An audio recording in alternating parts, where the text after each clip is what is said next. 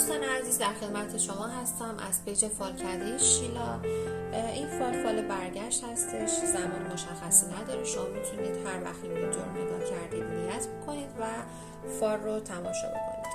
میریم سراغ مرمای های عزیز که در حال حاضر با کیس عاطفیشون کات کردن یا قهر هستن. خب میگه که این کات و این قهر بسیار روح و روان شما رو آزرده کرده، بسیار ناراحت هستید، ممکنه بعضیتون اشک بریزید و اینکه خیلی حالت ناامیدی برای شما افتاده. نمیدونید که کی قرار از این کات و از این ناراحتی بیرون بیاید و دارید انتظار میکشید، کارت انتظار، چک کردن گوشی، چک کردن فضای مجازی، یا اینکه دارید از اطرافیان کیس عاطفیتون پرس‌وجو میکنید که آیا بدون شما دارید روزگار خوشی رو میگذرونه یا نه.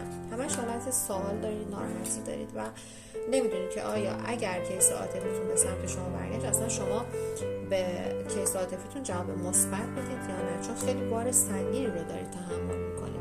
میگه که به هر حال شما روی وعده 800% آشتی دارید، تمام این افکار و ناراحتی ها از بین میره و یه خبر تلفنی که خیلی شما رو خوشحال میکنه، ممکنه که از اطرافیانش با شما تماس بگیره و خبری رو به شما بده، یا اینکه یکی از اطرافیانش واسطه بشه و یک قرار ملاقات و یک آشتی رو برای شما تدارک ببینه.